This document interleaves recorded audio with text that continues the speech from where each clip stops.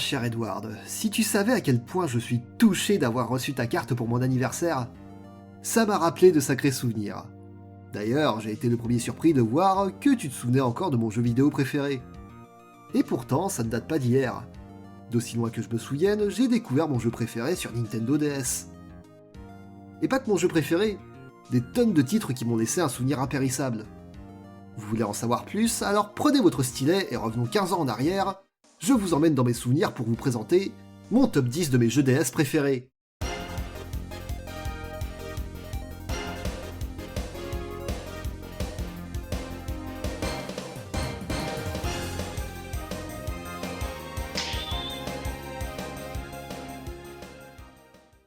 On démarre ce classement avec un classique de la console, New Super Mario Bros. Sorti en 2006.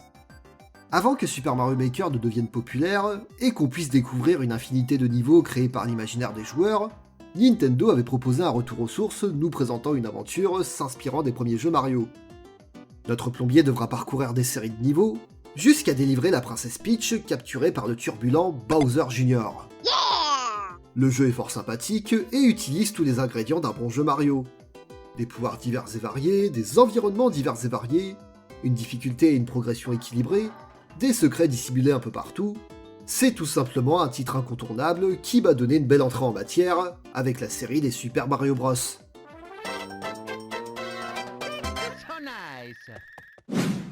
À la 9ème place, il s'agit de ma première expérience dans la série des Final Fantasy IV, le remake de l'épisode Super Nintendo sorti en 2008. Quand on parle de l'une des plus grandes séries de RPG de tous les temps, je ne pouvais pas être déçu.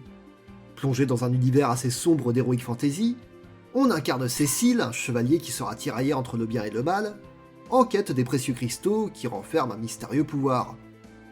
Il formera une équipe avec de nombreux compagnons, permettant de combattre avec 5 personnages simultanément, ce qui donne un système de jeu très dynamique où nous devrons faire attention à nos attaques et à l'état de nos personnages. Nécessitant une bonne réactivité ainsi qu'une bonne organisation, c'est un jeu que j'ai trouvé assez difficile par moments, mais qui propose une aventure intéressante par son histoire mature remplie de rebondissements, et saura captiver le joueur par la satisfaction de renforcer ses personnages au combat. Enfin, ce Final Fantasy, comme les autres épisodes, peut se réjouir de ses musiques cultes dont la série s'est particulièrement tiré son épingle du jeu pour marquer les esprits. Pour un épisode choisi au hasard, ce Final Fantasy vous laissera forcément une signature.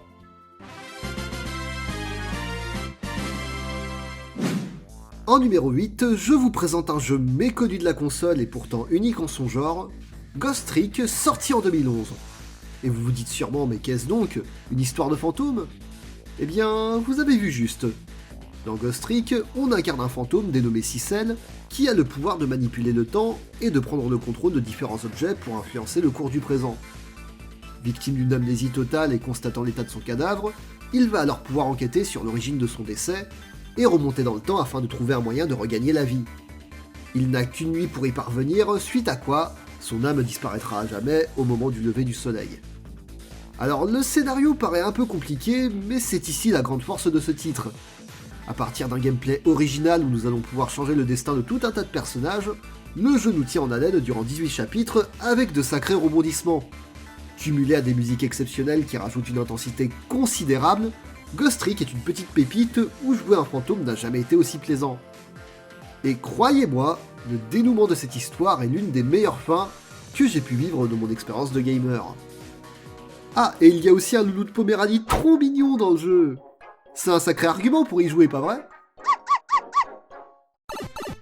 Ok, revenons sur quelque chose de beaucoup plus connu, puisqu'à la 7ème place, il s'agit de Super Mario 64 DS, sorti en 2005.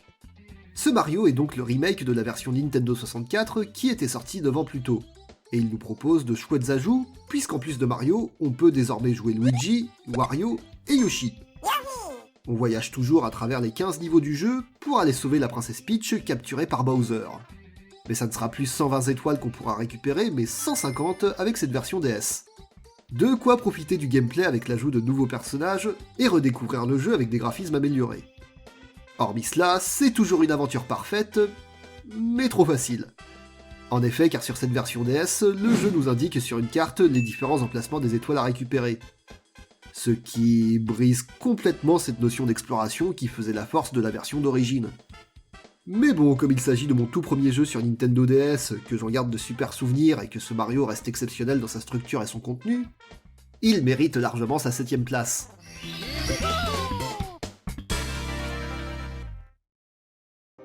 Gentlemen, la 6ème place est attribuée à Professeur Layton et le Destin Perdu, mon Layton préféré sorti en 2010. Si vous avez joué à la Nintendo DS, il est impossible que vous n'ayez pas entendu parler du plus célèbre professeur. Accompagné de son jeune associé Luke, ils seront amenés à résoudre des mystères en tout genre. Les jeux Layton sont reconnus pour briller à travers leur direction artistique unique, pour leurs énigmes qui vous demanderont de cogiter énormément, mais surtout pour leur scénario palpitant et leur dénouement magistral. Et si je m'attarde particulièrement sur cet épisode, c'est justement pour son histoire incroyablement passionnante, où nos personnages se retrouveront à voyager entre le passé et le futur, pour parvenir à résoudre la plus grande enquête, celui d'un destin perdu. Et comme pour Ghost Trick, la fin de ce professeur Layton est l'une des meilleures fins que j'ai pu voir dans l'histoire du jeu vidéo.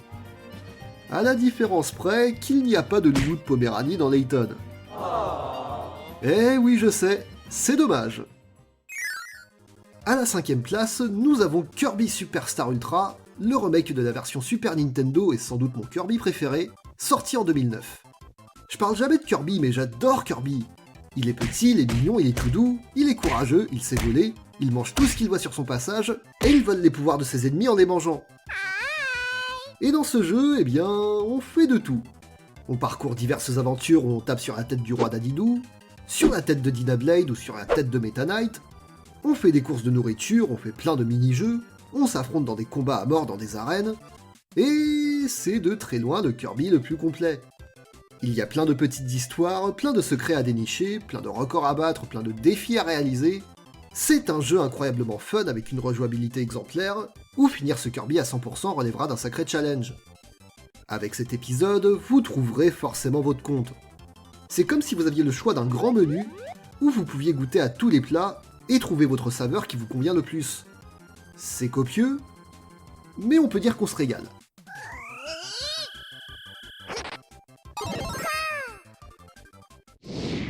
Juste avant le podium, on retrouve Mario Kart DS, sorti en 2005.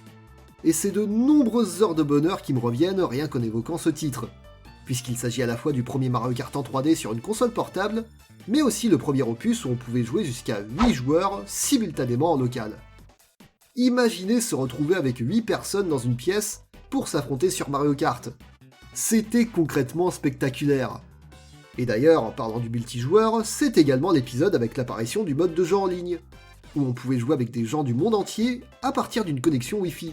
Et le Wi-Fi, c'est aussi l'Internet, qui est une communauté en ligne où les êtres humains font du shopping, jouent à des jeux ou rencontrent des gens. Tout à fait, Sonic. Quand on jouait à Mario Kart, on vivait un moment de convivialité.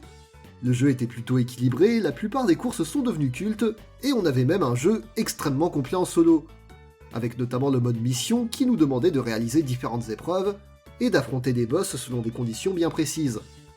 Vous l'aurez compris, Mario Kart DS est une valeur sûre à ne pas manquer.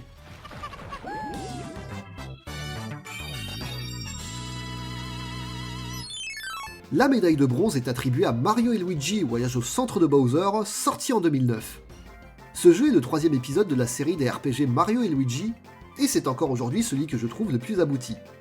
Comme l'indique le titre, dans cet épisode avec un univers très cartoon, Mario et Luigi se retrouvent malencontreusement dans le corps de Bowser, et ils vont devoir cohabiter un certain temps ensemble, en attendant que les deux frères puissent trouver une solution pour regagner la surface du royaume champignon.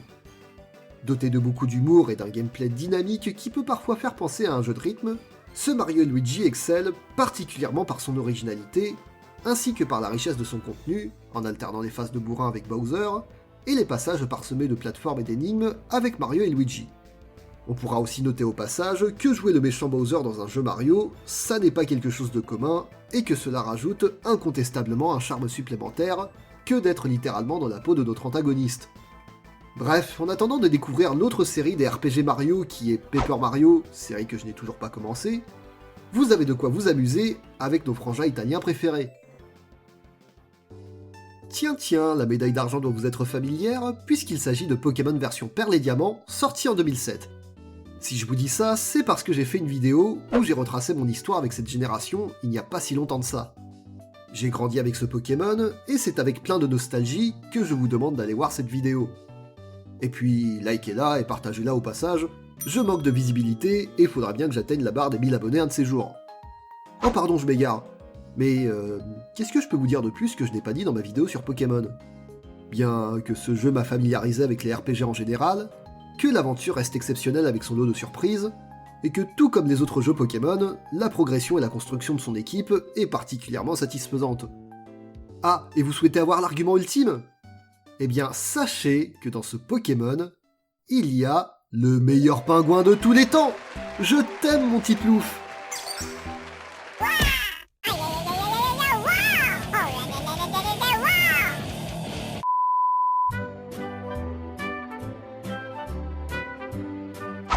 Alors avant d'annoncer le numéro 1, je tiens à vous faire une grande liste de jeux en mentions honorables. Tout d'abord, je suis désolé pour tous les fans de Zelda, j'ai grandement hésité à mettre Zelda Phantom Hourglass en numéro 10, mais après une très longue hésitation, j'ai de meilleurs souvenirs avec New Super Mario Bros qu'avec ce Zelda, même s'il est très sympathique et adapté pour la Nintendo DS. En revanche, même si je le cite également, j'aime un peu moins Zelda Spirit Tracks pour toutes ces phases en train qui, selon moi, tue le rythme du jeu, même s'il reste globalement tout à fait appréciable. Trauma Center, un jeu où on incarne un docteur qui doit soigner des patients à partir de l'écran tactile, mais je le trouvais assez répétitif et complètement bidon au niveau du scénario. La série des Cooking Mama, très sympathique où on s'amuse également à faire la cuisine sur l'écran tactile, mais ce sont des jeux qui auraient mérité d'avoir plus de contenu et dont on fait rapidement le tour. Nintendogs, parce que s'occuper de chiens virtuels c'est juste un concept génial, mais ça reste assez limité. Et enfin Star Fox Command, plutôt pas mal, mais qui a également un contenu assez pauvre, alors qu'il avait le potentiel d'être l'un des meilleurs jeux Star Fox. Puis au passage, la Nintendo DS étant une console avec beaucoup de jeux, et n'ayant pas joué à de nombreux titres, je vous liste très rapidement d'autres jeux qui auraient sans doute mérité qu'on leur donne une place dans ce top 10. Donc désolé, je n'ai pas joué à Animal Crossing Wild World, au jeu Dragon Quest, au Castlevania sur DS, à GTA Chinatown Wars, à Pokémon Noir Blanc, Pokémon Earth Gold et Soul Silver, les Pokémon Donjon Mystère, à Super Princess Peach, à Yoshi's Island DS, à Okamiden, à Kingdom Hearts, à Sonic Rush, les autres jeux Kirby, et même le programme d'entraînement cérébral du Dr Kawashima. Ouh, c'est bon. Je crois que j'ai fait le tour des plus grands titres, merci à présent de pas me taper dans les commentaires et... Mais t'as pas cité Metroid Prime Hunter? Mais trop quoi? Oh non, j'ai déjà déclenché la 3ème guerre mondiale dans mon top 10 GameCube, vous allez pas réitérer ça avec mon top 10 DS quand même. Ah, bon. Parce que j'aime bien chercher la bagarre et histoire que ce soit clair... Je n'aime pas les jeux Metroid! Voilà, je suis prêt. Venez vous battre, bande de Salupio, venez!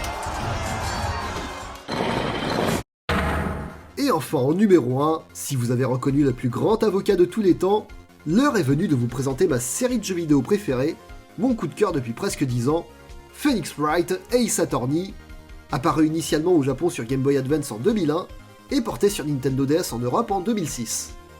Phoenix Wright, c'est un jeu avec un univers atypique, des histoires remplies de rebondissements, où le joueur sera constamment récompensé de faire avancer les enquêtes par des situations hilarantes, mais surtout par une mise en scène épique et des musiques d'une intensité légendaire. Je n'avais jamais vu un jeu qui pouvait être capable de me captiver autant par sa narration, et en même temps de me faire mourir de rire avec des jeux de mots vaseux, et parfois m'émouvoir par le triste sort de certains personnages. On passait par toutes les émotions. C'était jouer sérieusement sans se prendre au sérieux, si vous voyez ce que je veux dire. Pour vous donner une idée, si je peux vous affirmer sans hésiter que j'adore les enquêtes de détective Conan, je trouve les affaires et l'univers de Phoenix Wright encore plus palpitantes que celles de détective Conan.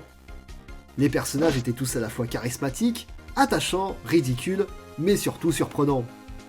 Il y a un charme légendaire qui se dégage autour des mimiques de chaque personnage, permettant d'appuyer les émotions dans la démesure, et de vivre des moments complètement absurdes dans des enquêtes qui, elles, sont très sérieuses et demandent beaucoup d'attention. L'alliage de tout ceci m'a fait vivre l'aventure la plus mémorable que j'ai pu avoir en tant que gamer. Et depuis ce jour, à chaque fois que je vois une contradiction, j'ai cette irrésistible envie d'inspirer un bon coup, de pointer du doigt quelqu'un, et d'hurler... Objection! J'espère que vous aurez apprécié de découvrir ou redécouvrir ces quelques jeux. En attendant, je serais curieux de savoir votre jeu préféré, ou de me signaler s'il y a un titre que j'aurais manqué. Tout ce que je peux vous dire, c'est que le temps passe vite. La Nintendo DS est sortie en 2004, et pour moi c'est comme si c'était hier. Alors que ce soit par des lettres ou que ce soit par des vidéos, chérissez vos souvenirs de gamer. Parce qu'un jour, vous direz tout comme moi, qu'on aimerait revivre ces moments, et que c'était quand même une sacrée époque.